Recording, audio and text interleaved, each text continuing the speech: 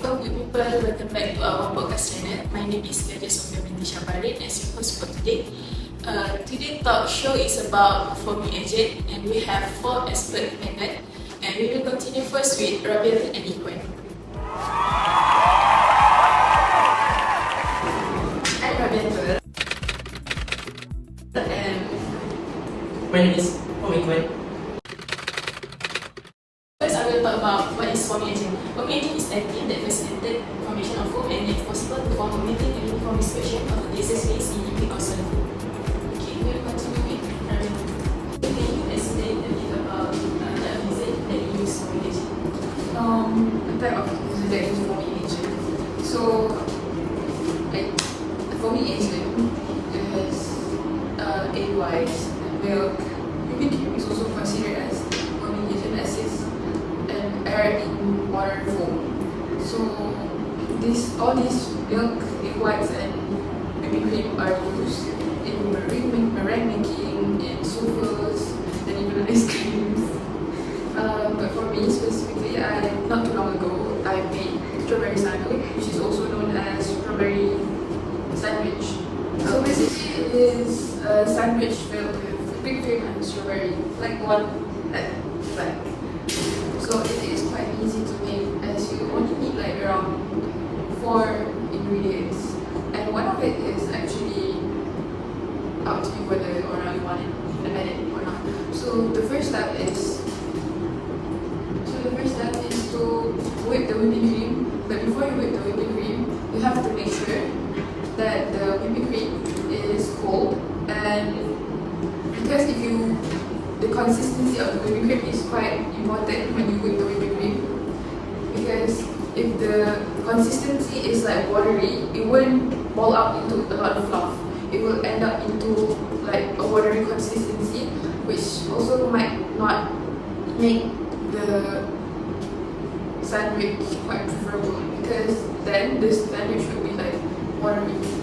So it's important to put your whipping cream in the fridge first so that it becomes hardened a bit, more like a buttery consistency.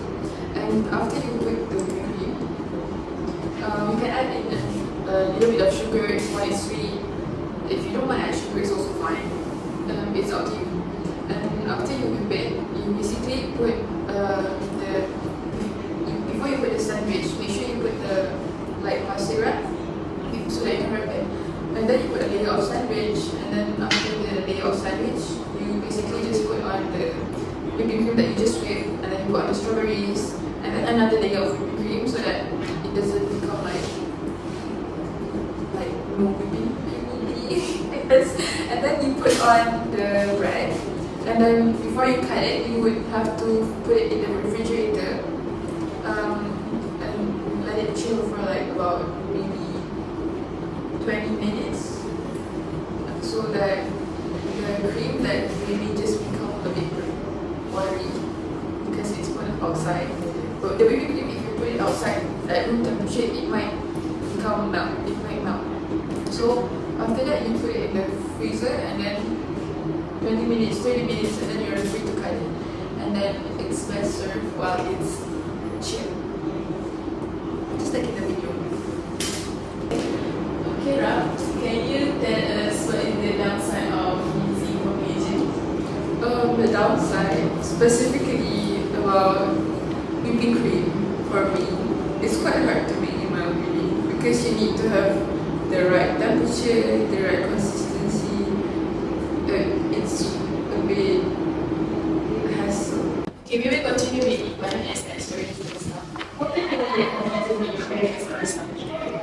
To answer that question, to relate foaming agent as a barista is some beverage we are use foaming agent to produce some drinks. So we all know that barista should make our best drinks to serve the drinks to the customers, right? So we made cold foam. So cold foam is created by whipping unfed milk for around 20 seconds or 30 seconds. So some beverage that we are used cold foam is biscuit coffee and sea butterscotch coffee. So the drinks we are used cold foam on the top of the drinks. So I think that is the related foaming agent to the barista. And tell us what is the benefits of forming agent? So I think the benefit for forming agent as a barista is to give the more creamy that drinks, and also to give the freshness, also the mouthfeel for the drink. So customer will get the best experience to taste that drinks. So I think that is the benefits the forming agent in my career as barista. Okay, we will continue with last two panels, Human and Iris as food by analysis. Can you explain on forming agent? Foaming agent can be both natural and synthetic. Natural foaming agent like egg white, gelatin, milk, and protein derived from plant. Synthetic foaming agent like sodium laurate sulfate. The use of synthetic foaming agent in food can raise concern in health because some individuals might have allergy reaction.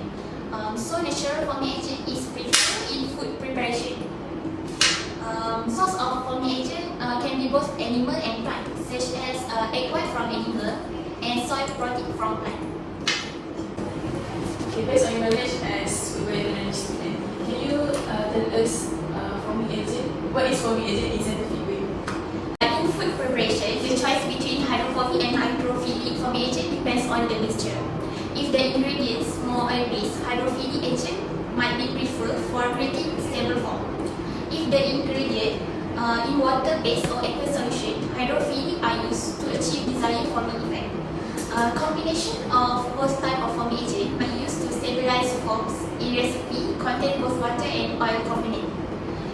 The selection of the appropriate foaming agent is crucial in achieving the desired texture and stability in form food product. Continue with Iris. Iris, may I know how foaming agent can be non-halal for Muslim and any Islamic scholar use? So as we know, foaming agent as food additive, which give many benefits to food industry nowadays, right? So based on my readings from many trustful sources, especially from Dr. Zulkifli Al-Maghrib websites, he stated that every basic thing in Islam is harus, which is allowed. So the main policy that has been established in Islam is to bring the origin of something that has created by Allah SWT, which give goods and benefits to people. So whatever the goods or benefits, it is origin of it is halal. So this is based on fiqh method, al-aslu fil ashya al-ibaha. Origin of everything is harus. So therefore, nothing is haram unless there is an authentic and clear dalil from Quran, Sunnah, and Sharia that state its prohibition. So they say that it is permissible to use foaming agent as food additive in our food industry, but as long as we need to see what are the contents and the ingredients that mix with the foaming agent itself. So I will give you an example. Using foaming agent are really famous in production of ice cream and whipped cream. So as it enhances its stability by inhibiting the coalescence of the bubbles. So we must make sure that the production of ice cream and whipping cream itself does not contain any ingredients that is shubha and forbidden in Islam, which is stated in Al-Quran, Surah Al-An'am, verse 119. وَقَدْ فَصَلَ لَكُمْ مَا حَرَمَ عَلَيْكُمْ, which meaning that Allah has already explained to you what He has forbidden to you. So as we know, what Allah has prohibited us in food is such as lard, pork, or alcohol, and also many chemical substances that give harm to people's health. So that's all. Okay, we can conclude that foaming agent have pros and cons in food and beverages industry. Okay, that's all. Bye bye.